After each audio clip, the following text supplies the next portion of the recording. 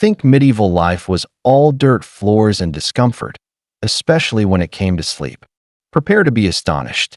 We're about to debunk the myths and uncover the surprisingly sophisticated and sometimes shockingly effective sleep rituals and remedies that helped people in the Middle Ages drift off to dreamland.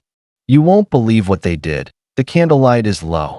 A narrow stone cell smells faintly of beeswax and dried lavender.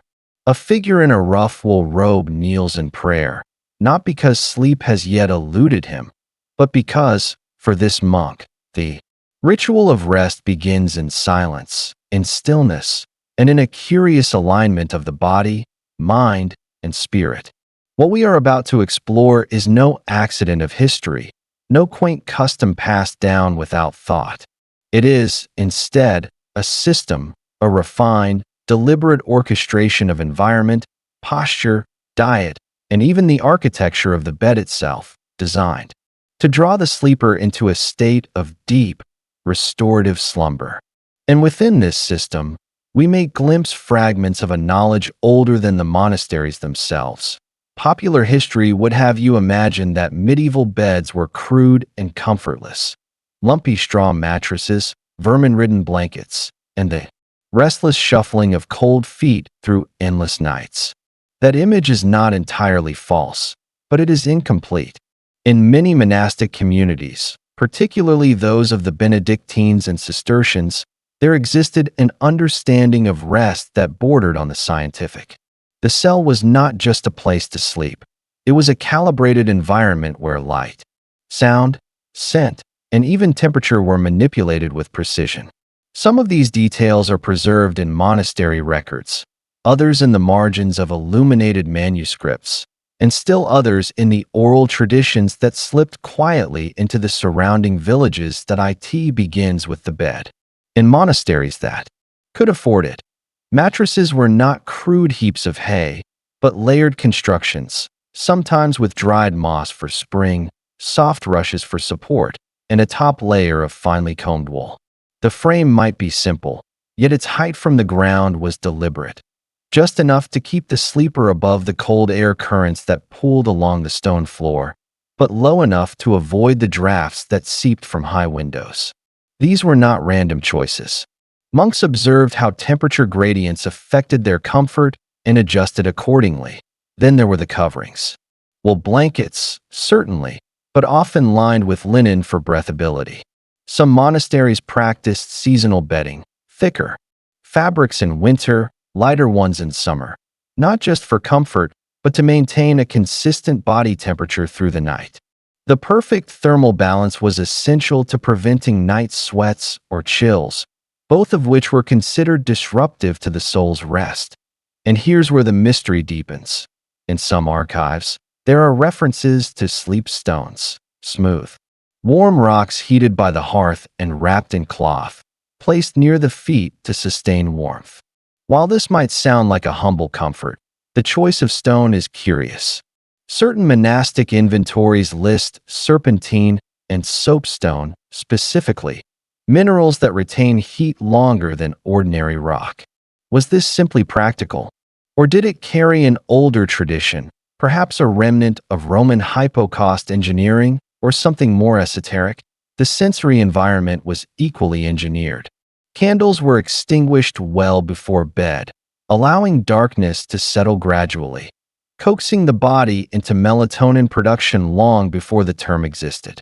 The final light was often provided by oil lamps infused with herbs, lavender, chamomile, or even valerian root, burned not just for scent, but for what they believed were calming humors. Modern science would call this aromatherapy. The monks considered it part of the divine order, a natural correspondence between plant and body. The positioning of the sleeper was not arbitrary either. Many monastic rules instructed sleeping on one's back, head slightly elevated, facing east. Officially, this was to rise easily for night prayers toward the sunrise. Unofficially, it may have aligned with ancient astronomical beliefs about the influence of orientation on the body's energy. It is tempting to dismiss this as superstition, But similar practices can be found in far older civilizations, from Egyptian burial customs to Chinese geomancy. Even the schedule of rest itself, what we might call sleep architecture, was deliberate. Monks did not sleep in one continuous stretch. Instead, they followed what historians now call biphasic sleep. The first sleep began shortly after dusk and lasted several hours. Then, a waking period, time for prayer, reading, sometimes even quiet manual work, before a second, shorter sleep carried them until dawn. This pattern, documented in everything from medieval diaries to early medical texts, appears to match the body's natural circadian rhythm when unshaped by artificial light. Was this a simple byproduct of candle economy, or a refined biological strategy learned over centuries? In the heart of this nightly rhythm, a quiet truth emerges. The medieval monastery cell was less a place of crude survival and more a finely tuned sleep laboratory. And yet, there is a shadow here, hints that some of these practices were inherited from knowledge much older than Christianity, older even than Rome. References in obscure texts, like the Physica of Hildegard of Bingen, hint at sleep herbs and mineral uses whose origins are never explained. Some materials appear in medieval Europe without clear trade routes. As if passed through secret channels of knowledge rather than open commerce, we are left to ask, how much of the monks' seemingly simple sleep wisdom was truly medieval, and how much was the final flicker of something far older, a fragment of ancient medicine, astronomy, or even an early form of bioengineering, now cloaked in the quiet piety of the cloister? The trail begins in the scriptorium, where ink and parchment met under candlelight. Among the daily work of copying scripture, some monks included marginalia, tiny drawings, coded symbols, or fragments of herbal recipes slipped into the edges of sacred text. To the untrained eye, these were quaint doodles.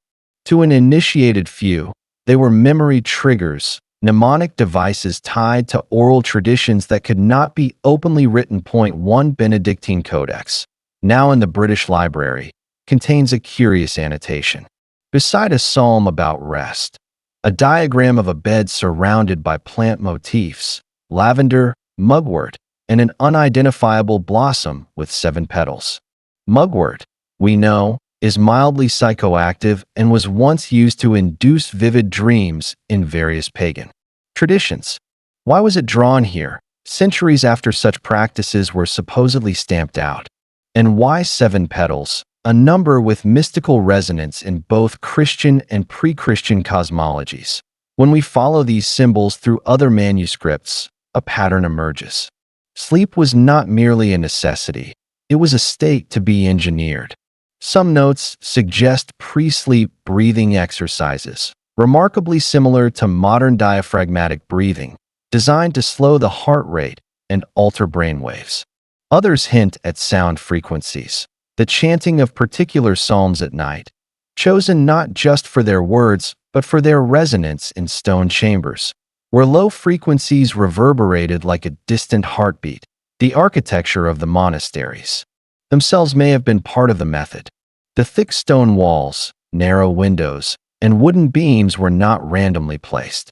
In certain abbeys, most notably those in France and Italy, cells were oriented so that the evening breeze carried through corridors in a slow, cooling drift, matching the body's temperature drop before sleep. Modern building science calls this passive climate control. To the monks, it was part of divine order, though perhaps that was a polite theological covering for something much older. And here we reach the truly unsettling. Certain monastic archives contain references to Somnus, Angelus, the angel of sleep, described not as a metaphor, but as a presence one could invoke. The texts speak of harmonizing body and environment to invite this being, though the line between spiritual entity and coded scientific principle is blurry. Could this angel have been a symbolic stand-in for a precise combination of temperature, scent, posture, and sound, conditions that modern science now knows enhance deep sleep and REM cycles? The deeper you look, the more it resembles a system of bio-optimization centuries ahead of its time. Heated stones placed in precise positions to maintain circulation in extremities. Herb-filled linen pouches tucked beneath the pillow, not only for aroma but for subtle sedative effects. Beds arranged so the sleeper's head aligned with the geomagnetic north-south axis, possibly to minimize restlessness. Even the biphasic schedule, once thought a quaint relic of candlelight economy, could have been tuned to harness the body's natural ultradian rhythms for improved memory consolidation and immune function. Of course, to speak of these things openly in the Middle Ages would have been dangerous. Knowledge outside the sanctioned theology was always at risk of being condemned as sorcery. Thus, such wisdom had to be woven into acceptable frameworks, hidden in saints' lives, embedded in allegorical tales, or coded in decorative manuscripts. This was the paradox of medieval monasticism. The same church that demanded obedience also harbored, in its cloisters, fragments of knowledge inherited from the very traditions it sought to erase. It is tempting to believe that this inheritance came solely from Rome or Greece, but certain aspects defy even that lineage. The precise mineral selection for sleep stones, the specific combinations of herbs, some of which grew only in the Levant or far-off Asia, suggest networks of exchange that predate medieval Europe. Could this have been a survival of ancient Phoenician trade knowledge? Or even, as some fringe historians propose, the remnants of a much older global culture, shattered long before recorded history, whose fragments persisted only in hidden enclaves like monasteries? The most tantalizing clue may lie in a little-known manuscript found in the Biblioteca Lorenziana in Florence. It describes an art of perfect rest taught to the first monks by wandering ascetics from lands where the sun is reborn. The description of their techniques, placing warm stones near the feet, breathing in a timed rhythm, sleeping in 2 phases separated by a period of meditation, matches almost exactly the practices documented in the monasteries centuries later. Were these lands merely poetic metaphor or literal reference to distant civilizations whose understanding of sleep far surpassed what we attribute to the medieval world? And yet, perhaps the most mysterious aspect is not the techniques themselves, but what they imply about the human mind. If medieval monks could, through disciplined environment and ritual, alter the quality of their sleep so profoundly, might they also have been using sleep as a portal into altered states of consciousness, lucid dreaming, even visions they believed to be divine revelations? Modern neuroscience acknowledges that certain dream states can trigger creativity, memory integration, and problem-solving beyond waking thought. For the monks, these experiences might have been not merely side effects, but the ultimate goal. If that is true, then the medieval monastery was not just a place of prayer. It was a training ground for entering a different mode of reality, one accessed through sleep and guarded by centuries of secrecy. What we think of as rest may have been, for them, a doorway. And perhaps, for those willing to reconstruct their methods, it still can be. We return to the monastery, but now the candles are lower, the corridors empty, and the air thick with the weight of things unsaid. The more we peel back the layers, the more it becomes clear that medieval sleep was not merely about comfort or health. It was about control, transformation, and the careful guarding of what might be the oldest human technology. The deliberate shaping of consciousness that in certain monasteries, there are records, not in the official archives, but in hidden cupboards behind chapel walls, of Nox Arcani. Secret nights, when a chosen group of brothers would gather, not in the dormitory, but in a hidden chamber. Here, they would lie on beds arranged in a perfect circle, heads aligned toward a central object, a carved stone disc marked with spirals and concentric rings. These designs are eerily similar to Neolithic carvings found in places like Newgrange. In Ireland, monuments already ancient long before Christianity reached those shores. Why would medieval monks possess such a thing? And why use it in a ritual connected to sleep? The accounts speak of coordinated breathing, chanting in deep harmonic tones, and the inhalation of herbal smoke from censers. Not the frankincense of church liturgy, but blends including blue lotus and wild thyme, both known in ancient traditions, to induce vivid dreams and even mild hallucinatory states. These gatherings were said to end in a collective, shared vision, where multiple participants reported the same imagery upon waking. In modern terms, we might call this a form of group lucid dreaming, or perhaps a primitive form of sensory synchronization, a kind of neurological resonance created through shared sensory cues. Such practices were not for every monk. Access was restricted, and records suggest there were oaths whose violation could lead to expulsion or worse. The secrecy makes sense. To the outside world, this would look dangerously close to sorcery, or worse, heresy. And yet, within the walls, it was framed as a way to receive divine instruction, a bridge between the earthly mind and what they believed was the realm of angels. The church itself seems to have been conflicted. Some abbots quietly encouraged these practices, seeing them as a source of insight and prophecy. Others condemned them outright. One particularly revealing document, issued in the late 14th century by a Benedictine Reform Council, forbids the keeping of stones, herbs, or diagrams for the purpose of dreamcraft, and orders that all such items be destroyed. The very fact such a decree was needed suggests the practice was widespread enough to be a problem, or a threat that it is here we must ask the most dangerous question. Were these monks simply exploring the natural boundaries of human consciousness, or were they inheriting, and perhaps misusing, a technology far older than themselves? Some scholars have speculated that the carved discs, the herbal blends, and the biphasic sleep structure could be fragments of a prehistoric system designed not for rest, but for access. Access to what, exactly, is the part that resists explanation. Was it the collective unconscious, a heightened state of perception, or something altogether beyond our present vocabulary? In the 21st century, neuroscience is only beginning to map what happens in the brain during deep REM and lucid dreaming. We know these states can unlock creativity, memory, and problem-solving abilities at levels unmatched by waking life. We also know they can be manipulated by sound, light, scent, and temperature in ways strikingly similar to what medieval monks were already doing. If they were indeed refining these techniques for centuries, what did they discover that has been lost to us? Perhaps the final answer is not in the monasteries themselves, but in what followed their decline. As monastic power waned and knowledge dispersed, fragments of these sleep arts slipped into folk traditions. Heated stones in country cottages, herbal dream pillows passed from grandmother to granddaughter, bedtime prayers that are in fact coded breathing rhythms.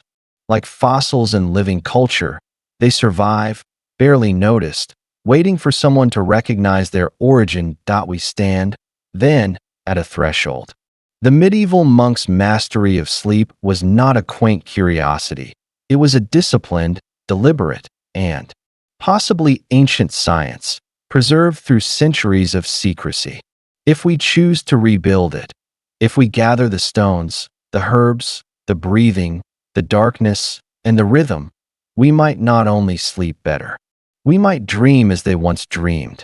And in those dreams, we might find the same door they sought to open.